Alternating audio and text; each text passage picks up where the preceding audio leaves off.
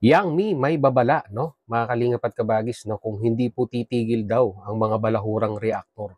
Kung ano po yung babalang iyon, mga kalingap at kabagis, narito po, panoorin po natin. Di ba natin sinabi yan sa nakaraang araw na live ni Kalbar ng Katungtun. Yes! So, totoo talaga yan sa GC nila yan. Oo, yung mga strikers, di ba? Alam nyo guys, itong strikers guys one of these days yung mga matatinong mga supporters, sponsors ng Kalingap slowly will disappear, promise. Because of this kind of reactors, di ba? You know, they can react, is okay. They can give opinion, is fine. But it doesn't mean na mag-react kayo to the below the belt, pati pagkatao ng tao, pati yung itsura ng tao, niyurakan niya, bakit yung mukha niyo perfect pa? Aba, di ba? Tingnan niyo muna, magsalamin muna kayo. Di ba? Before kayo manghusga ng kapwa niyo, tama na. Kung wala kayong kalait-lait sa mukha niyo, aba, okay. No problem at all. Di ba? Pero kung yung mukha niyo, masobra pa sa mukha ko, aba, ewan na lang. Jubilito TV Official. And what's up mga kabagis, this is Jubilito TV Official at ito na naman pumuli ang isang edisyon ng ating reaction video mga kalingap at kabagis, no?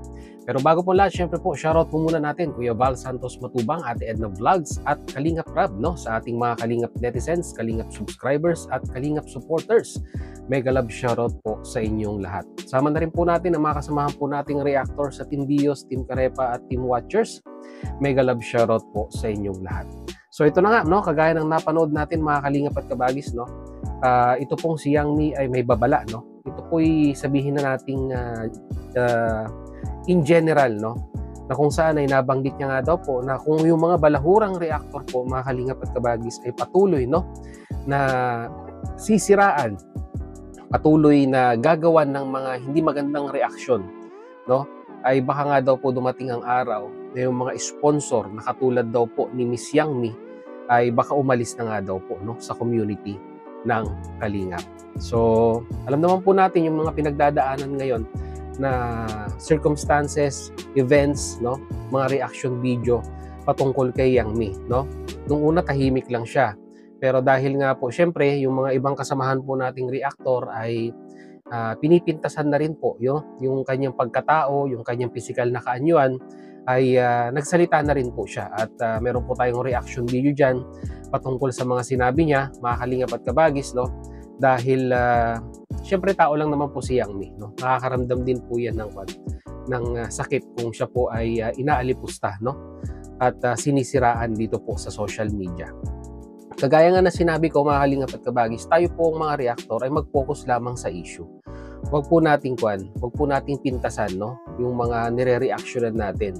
Lalong-lalo na pag physical na anyo na po ang pinag-uusapan, di ba? Mag-focus po tayo sa issue at hindi po sa pang-physical na doon natin binabanatan mga kalingap at kabagis, no, yung po yung nakakalungkot doon. Wala na tayong maibato na sabihin na nating rebuttal patungkol doon sa issue ay doon naman po natin babanatan, no, sa physical na kanyuan, which is hindi po maganda yon, no, mga kalingap at kabagis, no. Ito na may wala naman po kung dinidirektang reactor na bumabanat ng ganito, pero I'm speaking po in general, di ba? Kasi ano na lamang po ang sasabihin, no, ng anti-kalingap, ano na lamang po ang sasabihin syempre po ng mga members ng viewers, no, ng community po ng Kalingap na medyo conservative po, no, sa ganitong usapin. Na mismong mga reactor po ng Kalingap ang sabihin na nating bumabanat, no, sa mga sponsor, sa mga kapwa reactors, di ba? Kasiraan po 'yon, no, sa pangalan po ng Kalingap, di ba? Yakag-yakag natin ang pangalan ng Kalingap, no, dahil po naka-affiliate po tayo, no, mga kalingap at kabagis. Hindi na po natin sinasabing tayo po ay naka-anib, no? Tayo po ay miyembro, di ba? Sabihin na lang po natin tayo po ay naki-affiliate, di ba?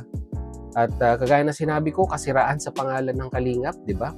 Kasiraan sa reputasyon ng Kalingap ang mga ganitong aspeto or klase po ng pagre-reaksyon mga kalingap at kabagis. Dahil syempre yung mga ganito ay hinahayaan lang po natin, binibigyan po natin ng topic or mapag-uusapan po yung mga anti-kalingap sa mga ganitong klaseng usapin.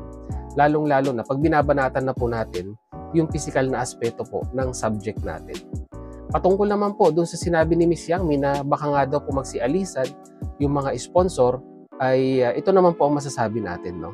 Kasi po sa community po ng Kalingap, no? Meron pong mga klase po ng sponsor na talagang sinasabi po nating solid, no?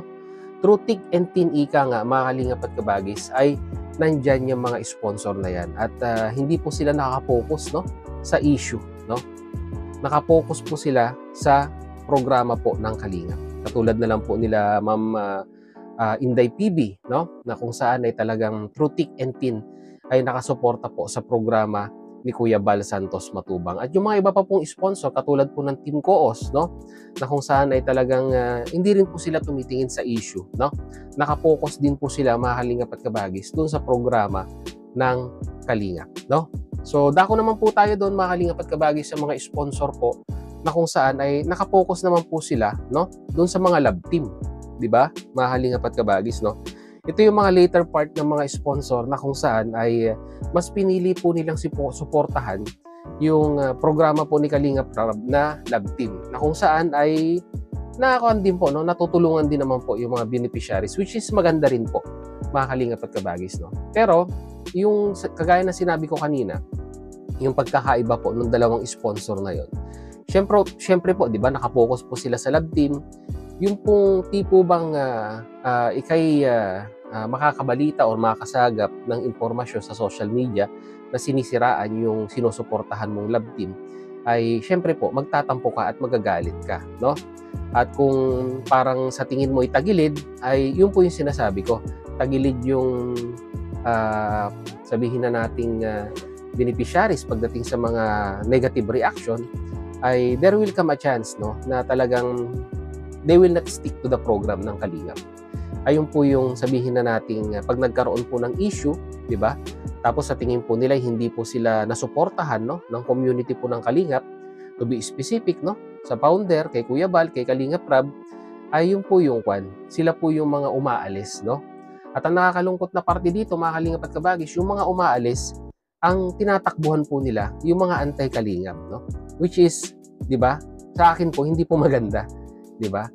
Sabi nga po ni Direk Noel sa mga Kalingap at Kabagis, no, kung tayo po ay hindi na masaya sa programa ng Kalingap, kung hindi na po tayo masaya, no, kung paano po pinapatakbo ang programa ng Kalingap, at may mga nakikita na po tayong hindi maganda sa community po ng Kalingap, di ba? Mag-exit na lang po tayo ng tahimik, di ba? Hindi po yung tayo po ay tatakbo, no, o tayo po ay pupunta sa ibang community, which is hindi naman po natin pinagbabawalan. Kasi lagi pong lalabas dito yung malayang pamamahayag, malayang pagpunta, pagsuporta, no, sa mga sabihin na nating anti-Kalingap, pero sumusuporta lang po sila. Hindi po sila sasabi ng kanilang sama ng loob sa community ng Kalingap, at hindi po nila sinisiraan yung community ng Kalingap, di ba?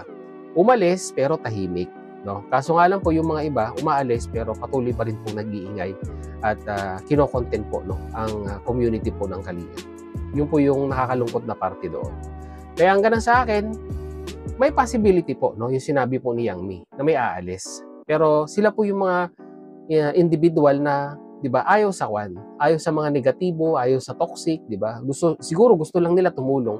Pero nowadays, mga Kalingap at Kabagis, no, to be specific, lalong-lalo na po, no, sa grupo ni Kuya Bal Santos Matubang, ay yung issue, di ba, ay parte na po, no, ng kalakaran, no, sa mga reactors at mga Kalingap partners po, no, na nabuo ni Kuya Bal Santos Matubang. Hindi naman lahat, pero di ba, hindi na po maiiwasan. Pero ang paraan para po ma-maintain o sabihin na nating ma-minimize yung mga ganitong usapin ay manggaling na rin mismo sa Kalingap partners at Kalingap reactors yung disiplina, di ba? Kasi hindi naman mahilig manuway yan si Kuya Bal Santos Matubang, di ba? Kumbaga hindi rin nagpapaalis, di ba? Yun nga lang po, syempre, common sense na lang po, mga Kalingap at Kabagis, no? Yung katahimikan na ginagawa ng mag-amang Matubang pagdating sa pagsita-sita sa mga sabihin na nating negatibo at maling ginagawa ng mga reactors ay na lang po, no? Common sense na lang po, di ba? Tayo na po ang magwasto sa ating sarili, mga Kalingap at Kabagis, para hindi na di ba? Hindi na lumaki ang issue, hindi na magkaroon ng issue, at hindi magtatampo yung mga sponsor na ang gusto lang naman po ay tumulong sa programa po ng Kalingap. So yun lang po ang ating reaction video for today mga kalingap at kabagis. And once again, mag-comment na lang po kayo sa ating comment section kung ano naman po ang inyong masasabi, opinion, reaction, no? Dito po sa pinag-uusapan nating issue mga kalingap at kabagis. So hanggang dito na lang po, no? Sa mga hindi pa po nakasubscribe sa ating YouTube channel, subscribe nyo na po, Jubilito TV Official. Hanggang dito na lang po. Once again, this is Jubilito TV Official. Proud member po ng Team Koos at ng Team Bios. As I always say mga kalingap at kabagis, peace, God first. God bless po. Bye-bye.